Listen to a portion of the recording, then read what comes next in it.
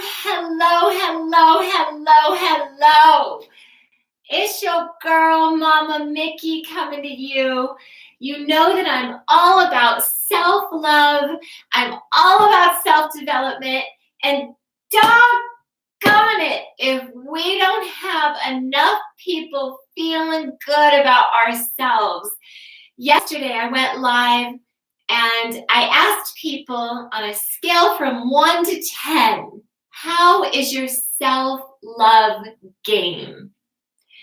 And you know, my daughter shared with some groups, and on some of those shares and kind of around, I saw that some people were scoring themselves as a 1. Some were scoring themselves as a 3. And it just makes me so sad, because this is the foundation for all manifestation, and I won't have it on my watch. On my watch, I want to do as much as possible to help you improve your world, because my dear one, your self-love, your self-worth, this is everything, okay? It's everything. We have to develop our self-love.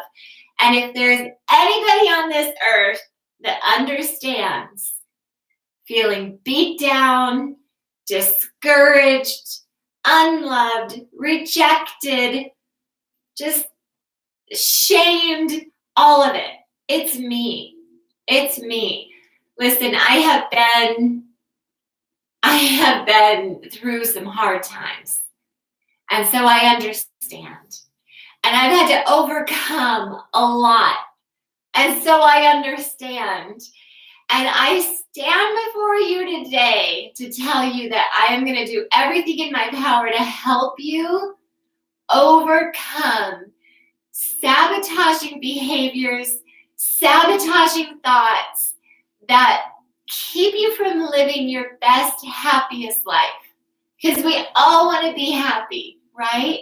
So let's start with the positive. Okay, how can we improve our self-love game?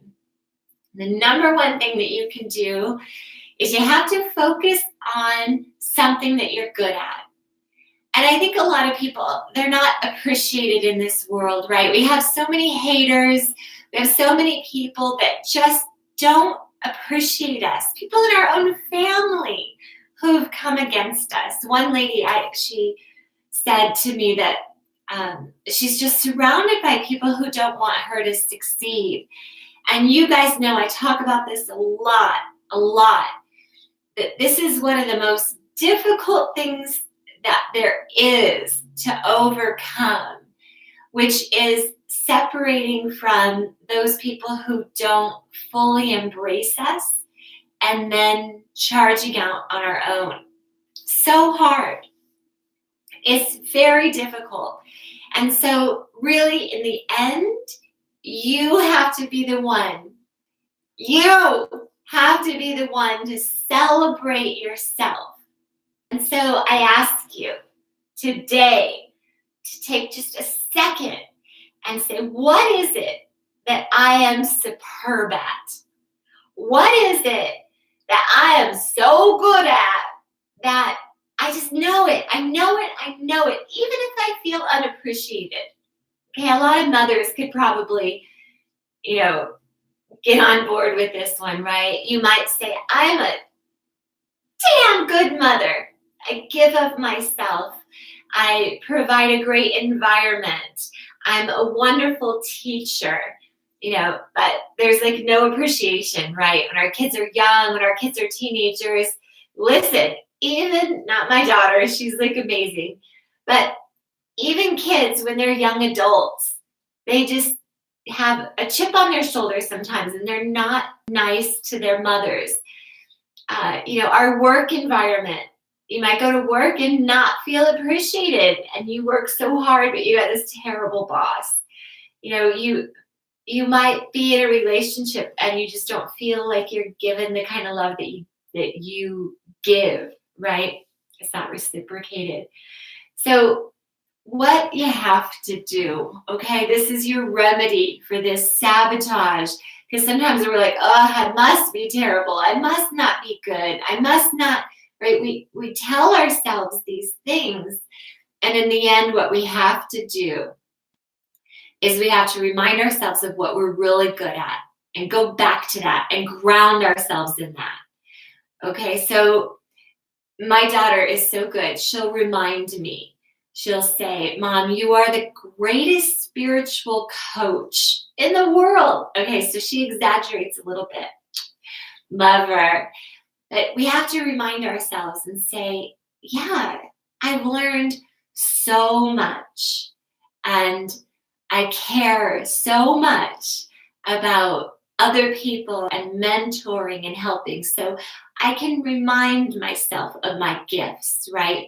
When I'm not feeling 100% on, I can remind myself, yes, I have so much to teach. I have so many things to offer. Okay, so I want to encourage you. What are you really good at? Really good at? And then go to the mirror every morning, every afternoon, every night, and remind yourself and tell yourself, you are so good at drawing. You are so good at seeing the positive. You are, God, you have a beautiful smile. You're so lovely. And then celebrate. Celebrate good times. You got to celebrate yourself. Celebrate yourself over the crazy, silly, whatever things. You got to praise yourself. Okay, it has to come from within. Because the other people, if you're looking for affirmation, if you're looking for encouragement, if you're looking for, all of these things are wonderful when people give them to you, and it does feel good. But if you're not doing the self-work yourself, you can't get stronger. It's too hard to get strong. But when you're looking for other people, because you have to remember, most people are not highly developed people. They're just not. They're just not. Our families aren't the strongest. So many of them are struggling, have their own internal fighting dialogue, financial struggles. There's just so many struggles within the family today. And you can't look without. You can't look to others. When you become a powerhouse within yourself, then you can thrive. Has to come from within. I'll tell you a little story. I was married for 20 years and with him for 24. Okay, and then we were best friends for, past that, beyond that. So we were best friends forever. And he and I gave each other a lot. And then a new woman came on the scene, and she was horribly jealous and insecure. And so I got kicked to the curb, and it was so hurtful because I had been of support for so long. And I really did feel, I kind of had that,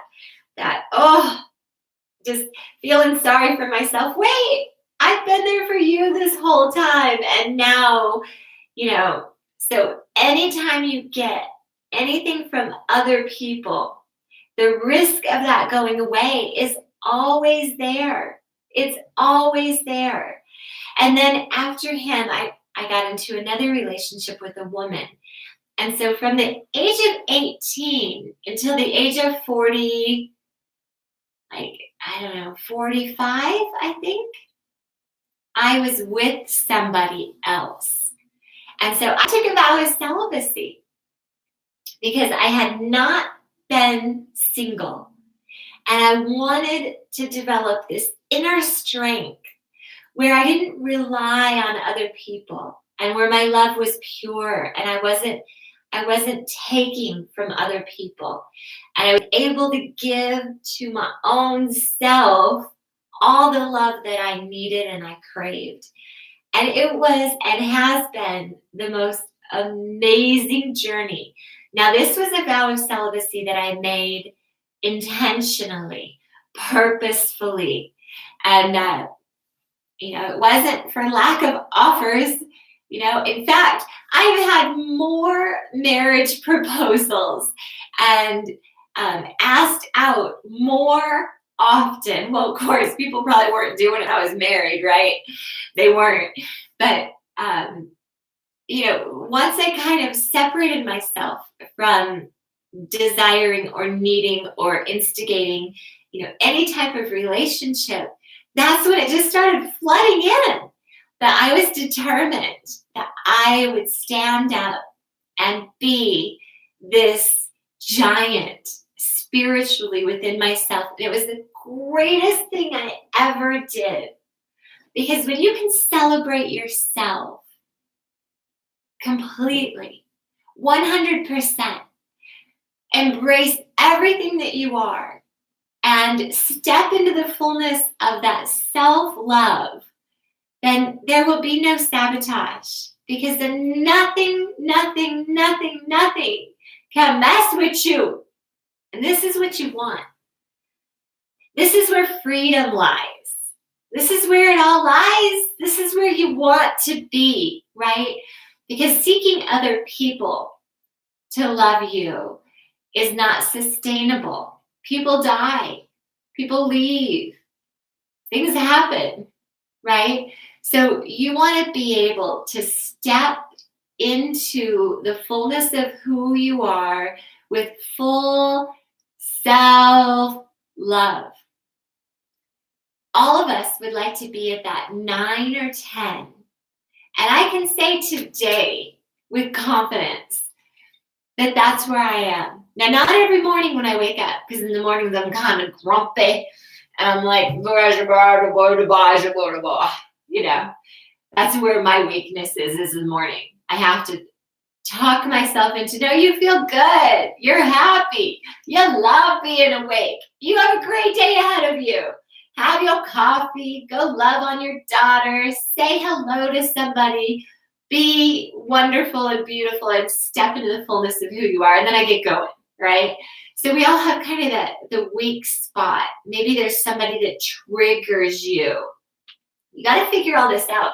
But I think probably the biggest thing that sabotages us outside of not, embracing our strengths, outside of going to other people, the biggest thing probably of all is those patterns. It's that muscle memory that we've been telling ourselves for a long time.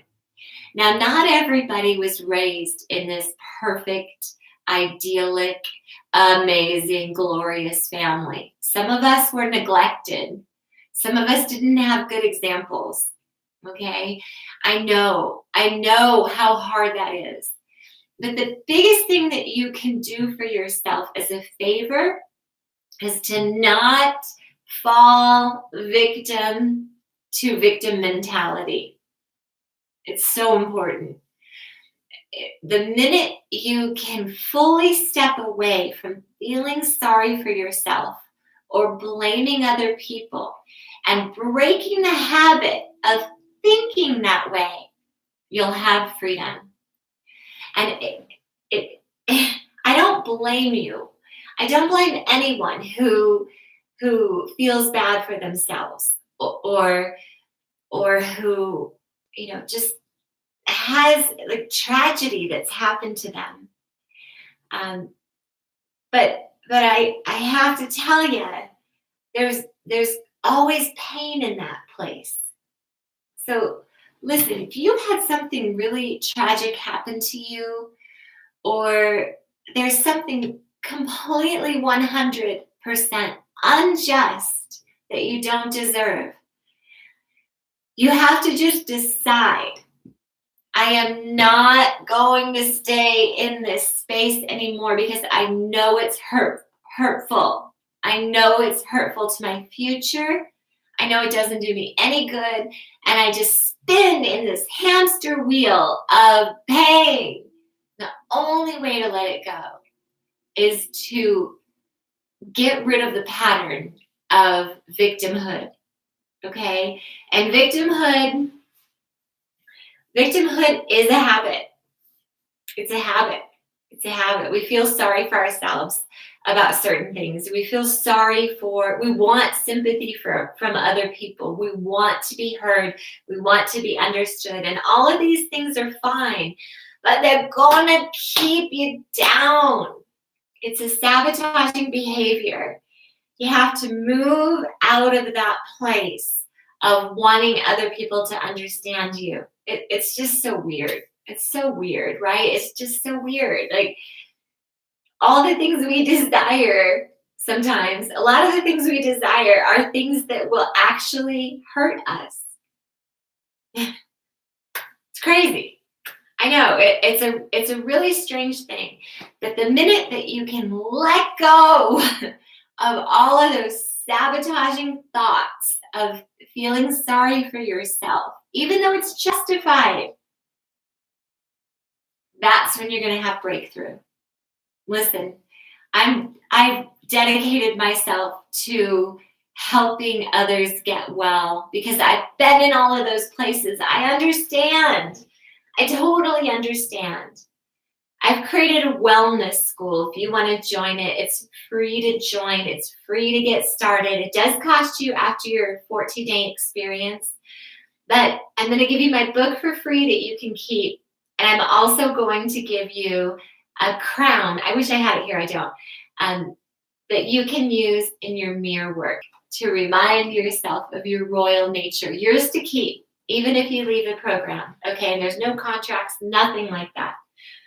I just want to give you 2 free weeks of self-love training. In this 2 free weeks of self-love training, you're going to get, I think there's 14 videos. And really fun homework that you do in the mirror.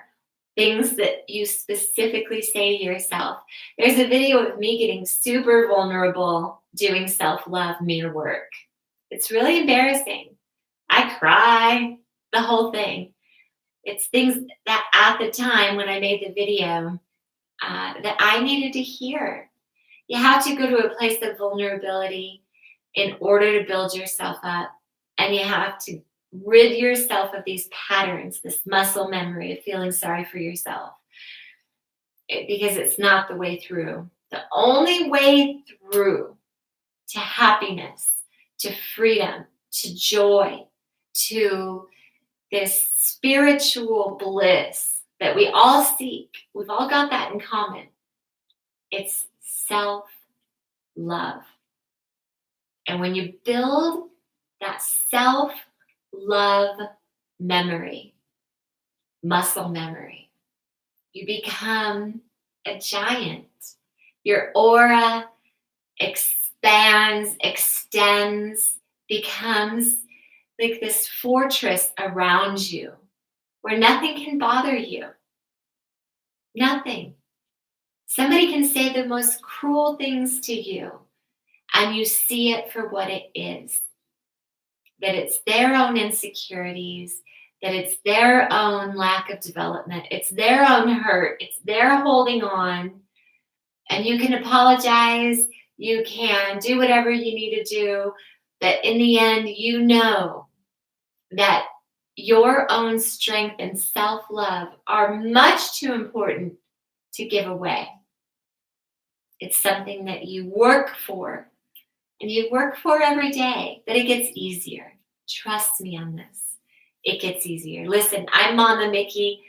I am a manifestation expert, a self-development, self-love coach, and I'm an astrologer. If you've never had your stars read, baby, let me take your virginity away. Because I give the best astrological readings. It's your time to find out how to really love yourself and who you are, what you're created for, what you are intended for, what you have on this earth as your main purpose. I'd love to read your stars. I'd love to take away your astrological virginity. All right, and we have some fun. Basically, what I deliver to you is a reading with my daughter and I, but you don't see our faces, you see your birth chart, but our voice is speaking to your birth chart because you have to fall in love with yourself. And if you don't love yourself enough right now, I'll fill the void until you do, okay? Because you deserve to be loved. Number one, by yourself. But I'll come in, I'll help you out. I'll love on you until you can love yourself enough consistently to feel the joy, to feel the excitement of living again. No more ones. No more ones. We want to rate ourselves high, and we want to rate others high. We want to feel good about life and living. So I'd love you to come in our school. Okay, it's not for people who are flighty, or it's for people who want more, like really want more, and who want to watch a specific methodology for manifesting, and be involved, like have homework and have, self-development as your number one priority. This school's for you. You can try it for free. Okay, it's easy. Some people are like, blah, blah. They're lazy. Again, their muscle memory isn't there of like doing the hard work. And so this is like having me there as your coach, your personal coach. And my daughter is equally as strong in the self-development arts as I am. Okay. She hasn't been around quite as long, but she's just as strong, if not stronger. She's my hero. So you get both of us. And if you want your stars read, let me at them. You deserve happiness. You deserve love. Please message me now. I'm here for you. I love you. I want you to love yourself. All right? I love you. I love ya. I love ya. I love ya. Okay.